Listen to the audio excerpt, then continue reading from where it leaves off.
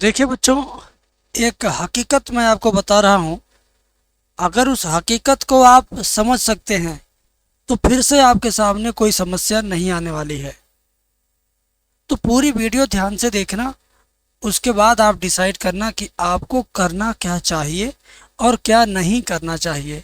इन दोनों बातों का आप डिसीजन ले पाएंगे। और अगर ये वीडियो आपने नहीं देखा पूरा अंतिम मिनट तक, तो ये मान के चलो कि जिन समस्याओं से आप जूझ रहे हैं वो समस्याएं फिर से आपके साथ आने वाली हैं। तो ओवरऑल कुल मिला जुला करके मैं बात करने वाला हूं उन बच्चों से जो इस वर्ष यूपी बोर्ड की परीक्षा में फेल हुए हैं, जिन्हें फेल होने का बहुत ही अशुभ मौका मिला है। बहुत ही खराब अवसर था ये आपका जिसमें आप फेल हुए। ये बच्चे जिन्होंने एक उम्मीद पाली थी कि मैं इस साल पास हो करके अगले क्लास में जाऊंगा, पॉलिटेक्निक करूंगा, बीटेक करूंगा, जेई करूंगा, आईआईटी की तैयारी करूंगा, बैंक रेलवे एसएससी वाले डिपार्टमेंट में जाऊंगा, अग्निवीर का फॉर्म भरूंगा। बड़े बड़े सपने संजोए थे आपने। जैसे ही प्रैक्टिकल एग्ज़ाम शुरू हुआ, बोर्ड एग्ज़ाम शुरू हुआ, आप अपने दोस्तों से मिलते थे, तभी आपने डिसाइड कर लिया था कि करना क्या है। तुम क्या करोगे, तुम क्या करोगे, तुम क्या करोगी, तुम क्या करोगी, इस तरह से बातें जब होती थी तो कितना सुकून मिलता था। लेकिन आज वो दिन है कि आप कंपार्टमेंट परीक्षा देने के लिए यूट्यूब पर वीडियो सर्च करते हो, गूगल पर न्यूज़ सर्च करते हो, तारीख जानना चाहते हो, पेपर देखना चाहते हो, फॉर्म भरना चाहते हो, स्कूल जा कर के अपने प्रिंसिपल से, अपने फेवरेट टीचर से बात करना चाहते हो। तुम्हें बैंक जाना पड़ेगा, तुम्हें पोस्ट करना पड़ेगा, चालान जमा करना पड़ेगा, पोस्ट ऑफिस जाना पड़ेगा। पता लिखना कैसे है, जीवन में पहली बार पोस्ट ऑफिस जाऊंगा, जीवन में पहली बार डाक से कुछ भेजना कहीं, कैसे भेजा जाता है, कैसे जाता है वो, स्कूटनी क्या होता है, कंपार्टमेंट क्या होता है। जीवन में इस घड़ी में आप इन सब चीज को सीख रहे हो। हकीकत क्या है वो नहीं जान पाए, और हकीकत न जान पाने की वजह से आज ये दिन देखना आपको पड़ रहा है। बेटा वीडियो पूरा देखना। कुछ बच्चों को कुछ भी नहीं समझ में आ रहा होगा कि मैं बोल क्या रहा हूं, मैं कहना क्या चाहता हूं। आधे से ज्यादा बच्चे बाउंस कर रहे होंगे। पूरी बात अंतिम मिनट तक वॉच करना। सारी की सारी जो बीमारी है आपकी वो मैं आपको बताने वाला हूं। जानते हो, कंपार्टमेंट, स्कूटनी, चालान और डाक से भेजना, स्पीड पोस्ट से भेजना, ये सब शब्द आपको क्या सुख, क्या ये सब, ये वर्ड जो मैं लिख रहा हूं बेटा, कंपार्टमेंट, स्कूटनी, चालान,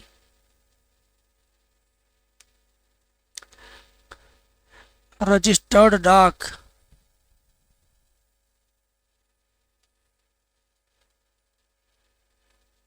ये आपके नसीब में ये सब चीजें आ गई। बताइए, जो बच्चा इस वर्ष गणित में फेल हुआ है, जो फेल है बच्चा, उसके किस्मत में ये सब क्या है, ये सब लिखा था, ये सब सीखो, इसको सीखो, इसको सीखो, इसको सीखो, इसको सीखो, ये करो, ये करो, ये करो, ये करो। और जो बच्चा पास है हुआ है, ठीक है ना, अच्छे नंबरों से, उसके नसीब में ये सब नहीं है। जो पास है वो ये सब नहीं झेल रहा है, जो फेल हो वो ये सब झेल रहा है। तो इसे झेलना क्या आपके लिए खुशी की बात है? नहीं ना। अब मैं बताता हूँ कि ये सब आपको क्यों ये दिन देखना पड़ा, आपको क्यों ये दिन देखना पड़ा। आप क्या कर रहे थे, अभी आप क्या कर रहे हो, फिर से नहीं ये दोबारा आपको देखना पड़ जाए, फिर से न आपको अगले साल पढ़ना पड़ जाए, 2025 में फिर से बोर्ड परीक्षा देना पड़ जाएगा।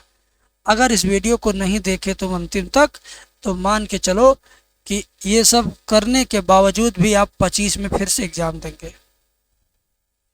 होता है क्या मेरे बच्चे, तुम पूरा कक्षा 12 जून से लेकर, जुलाई से लेकर, अगस्त से लेकर फरवरी तक घूमने में बिता दिए, डिसाइड करने में बिता दिए कि कौन टीचर बढ़िया पढ़ाता है, कौन टीचर खराब पढ़ाता है। चैनल सब्सक्राइब करके बेल आइकन दबाते चले गए। दर्जनों यूट्यूबर का चैनल आपने देखा है, सोचिए और बताइए, मैं सच बोल रहा हूँ ना? दर्जनों यूट्यूबर का चैनल आपने सब्सक्राइब किया था बोर्ड परीक्षा से पहले, नतीजा हुआ कि आप फेल हुए। नतीजा हुआ कि आप फेल हुए। यूट्यूब पे जो दिखता है वो सच्चाई नहीं है बेटा, सच्चाई कुछ और है। सच्चाई कुछ और है। जो कुछ और सच्चाई को जान जाएगा वो पास हो जाएगा। जो सिर्फ यूट्यूब पर वीडियो देख देख के पढ़ता जाएगा वो फिर से फेल होगा। तो मैं बताता हूँ करना क्या है और क्या नहीं करना। अब आते हैं मेन मुद्दे पर। देखो क्या करना है,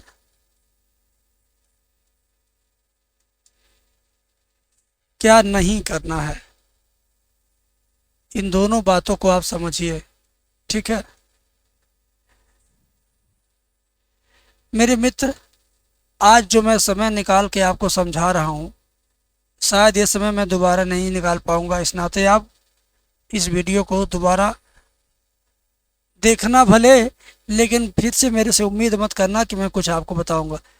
करना क्या है, सभी चैप्टर, जो आपके सभी चैप्टर हैं, 13 चैप्टर है मैथ में, सभी चैप्टर के सिर्फ इम्पोर्टेंट क्वेश्चन को पढ़ना है, ठीक है। सभी चैप्टर का IMP आपको पढ़ना है, इम्पोर्टेंट। अभी मैं बताऊंगा इम्पोर्टेंट पढ़ना कैसे, कहाँ पाओगे इसको, मैं सब बताऊंगा। दूसरा चीज, सभी उदाहरण के अंदर से भी इम्पोर्टेंट छांट के पढ़ना है। तीसरा चीज, सभी सूत्र आपको लिखना है। क्या करना है? लिखना है। मैं याद करने के लिए नहीं बोलता हूँ, मैं बोलता हूँ लिखना है बस। चौथा चीज,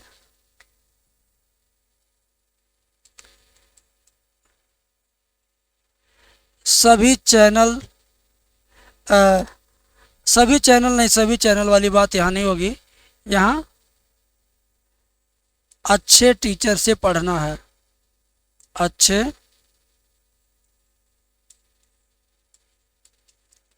टीचर से पढ़ना है। अब आप कहोगे गुरुदेव अच्छे टीचर तो सब होते हैं।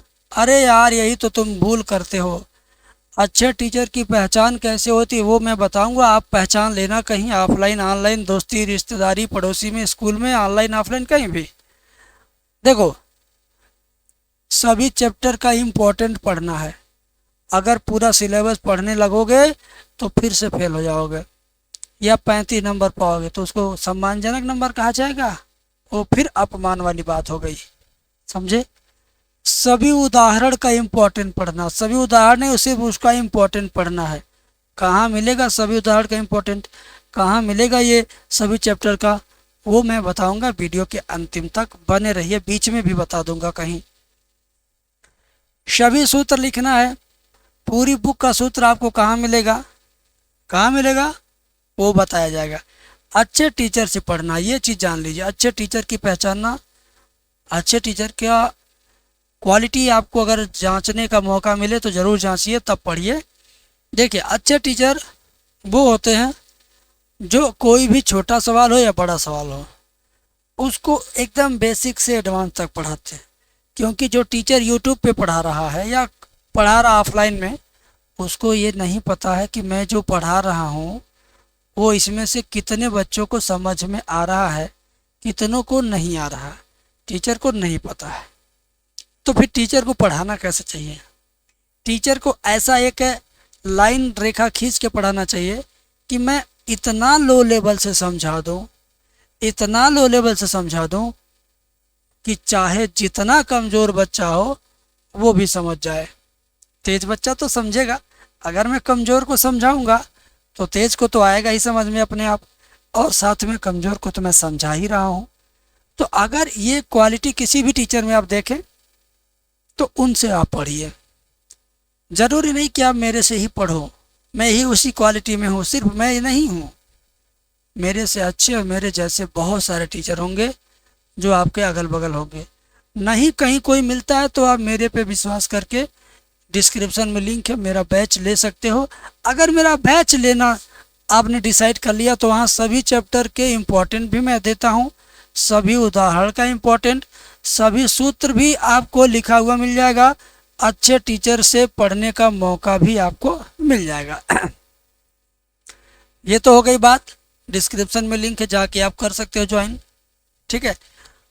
और नहीं क्या करना है, ये अगर पॉइंट छोड़ दिया आपने तो पूरा पूरा का पूरा बर्बाद हो जाएगा फिर से आपका। नहीं करना क्या, ज़्यादा चैनल से नहीं पढ़ना है, ज़्यादा चैनल यूट्यूब पर आप नहीं देखिए कि थोड़ा इसका समाकलन पढ़ लें, उसका अवकलन ढूंढ लें, इसका द्विघात समीकरण पढ़ लें, कुछ मत करो। ज़्यादा चैनल से नहीं, किसी एक या चैनल से जिसका आपको अच्छा लगे, जिसमें आपको अच्छा ही दिख जाए उसी पूरा पढ़िए सिलेबस। उसके बाद पॉइंट नंबर 2, थोड़ी समय के लिए दोस्ती रिश्तेदारी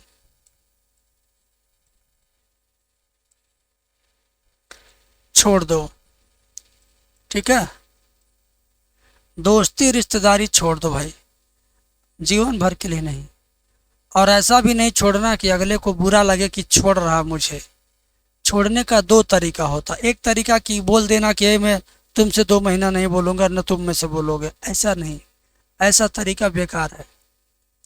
छोड़ने का मतलब आप इग्नोर करो, फ़ोन आए 4 बार आए तो 1 बार उठाओ, 20 बार आए तो 2 बार उठाओ, ऐसे धीरे धीरे धीरे वो करना अपने आप बंद कर देगा, तुमसे उससे कहना नहीं पड़ेगा, वो तुमसे नाराज़ भी नहीं होगा। कहीं बुलाए तो कोई बहाने बांध के सो जाओ घर पे, रुक जाओ घर पे, बीमार होने का बहाना मार लो, मना मत करो कि मैं तुमसे बोलूँगा नहीं, तुम मुझसे बोलना मत। एक ये तरीका होता है।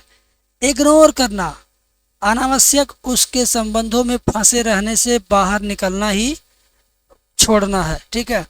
2 महीने 4 महीने के लिए संबंध कम कर लो। और ये करके पाओगे क्या, ये करके तुम समय पाओगे, सुकून भरा समय, पढ़ने के लिए समय पाओगे तो पढ़ोगे।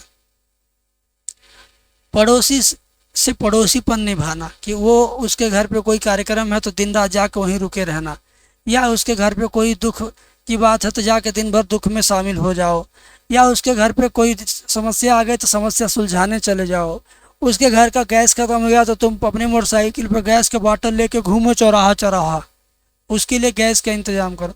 तो भाई ये सब चीज़ें भी आपको तकलीफ दे रही हैं। ज़्यादा दिन नहीं मैं कर रहा हूँ, जब तक आपका 1.5 महीने 2 महीने में एग्ज़ाम नहीं हो जाता तब तक इतना चीज़ें आप छोड़ के रखो भाई। दोस्त के साथ शाम को घूमने जाना, चौराहे पे जाना, चाट की चाउमीन की दुकान पे जाना, ये सब रोक लीजिए। सोशल मीडिया पर आज क्या पोस्ट आया, आज उसने फ़ोटो कैसा डाला है, वो मुझे कमेंट में गाली क्यों लिखा है, मत दीजिए रिप्लाई, नोटिफिकेशन सारा बंद कर दीजिए, ठीक है। सुकून में रहिए। रिश्तेदारों का फ़ोन आया तो आपके फ़ोन आए तो आप मत रिसीव करो, अपने घर वालों दे लो रिसीव करो, तुम लोग बात करो, मेरे को पूछेंगे कह देना गया है, बाहर गया है, शाम को आएगा, समझ गए। ऐसे आप बचो अगर 2 महीने तो अपने आप को पढ़ाई करने लायक बना पाओगे, ठीक है। तो ये बेटा छोड़ दो कुछ दिन। इसके बाद भी क्या चीज़ है, पढ़ते समय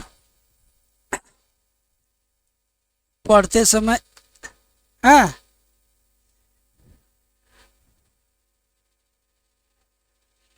पढ़ते समय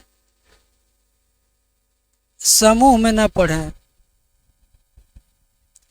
समूह में ना पढ़ें। कुछ लोग टीचर लोग बताते हैं पढ़ते समय समूह में पढ़ना चाहिए। ये उन बच्चों के लिए है जो 1 साल तैयारी करके एक बार एग्ज़ाम देते हैं। आप फेल हुए हैं, कंपार्टमेंट एग्ज़ाम देना है, तो जिसके साथ में आप पढ़ेंगे बैठ के, वो तो कंपार्टमेंट की तैयारी कर नहीं रहा कि वो भी आपके तरह दुखी है, वो भी सीरियस है। जिसके साथ पढ़ोगे वो अगले साल का कैंडिडेट होगा। अगले साल वाला ऐसे मौज मस्ती करेगा, तुरंत मोबाइल खोल लेगा, अरे यार अरे देखो राहुल, राहुल आज क्या लिखा है देख रहे हो, बस उसके मन में जो आएगा तुरंत चालू कर देगा। इस नाते भैया समूह में कंपार्टमेंट वाले एक गांव में एक भी नहीं होंगे, 5-7 गांव में से एक लड़का फेल होगा। तो बेटा आप अकेले बनो, अकेले फेल हुए तो अकेले पास होना है, अकेले पढ़ना। हाँ अगर 2025 में एग्जाम देते, साल भर पढ़ते, तो समूह में पढ़ना ठीक है। पढ़ते समय समूह में ना पढ़ें। इसके बाद एक काम और मत करिए, क्लास लेते समय किसी भी टीचर से आप पढ़ रहे हो ऑनलाइन, तो क्लास लेते समय नहीं लिखना है। क्लास के समय नोट मत बनाइए, नोट मत कीजिए। क्लास के समय सिर्फ क्लास, निगाहें रखिए टीचर के कलम पर, कान उनके आवाज़ पर, उनके ध्यान, उनके बोली पर रखा के रखिए। क्या बोल रहे हैं, क्या लिख रहे हैं, सिर्फ इसको ऑब्जर्व करिए बस। और लिखने का काम जब क्लास ख़त्म हो जाए, वीडियो ख़त्म हो जाए, तब फिर से वीडियो प्ले करके देखिए। अब कहेंगे सर टाइम लगता है, अरे यार टाइम ही तो आपको रिजल्ट देता है। समय को जितना समय दोगे, समय तुम्हें उसकी कीमत देगा, ये समझ लो। समय को जितना समय दोगे तो समय तुम्हें उसकी कीमत देगा। तो अगर पढ़ाई को तुम खूब ज़्यादा समय दिए तो पढ़ाई भी तुम्हें उसका कीमत दे देगा जिस दिन रिजल्ट आएगा। अगर ऐसे बैठे रहे कि टीवी टाइम हो गया, लंच का टाइम, हाँ सबके साथ भोजन करना भी ज़रूरी नहीं है कि आप खाना खाने टाइम हो गया छोड़ दो सब कुछ। अरे यार पढ़ाई का काम निपट जाने के बाद तब भोजन का काम, ठीक है। आज से ऐसा अगर आप करते हैं तो 1.5 महीना 2 महीना के अंदर जो भी आपकी कंपार्टमेंट परीक्षा होनी है, ईश्वर आपकी पूरी मदद करेगा। अच्छे नंबरों के साथ आप पास होंगे।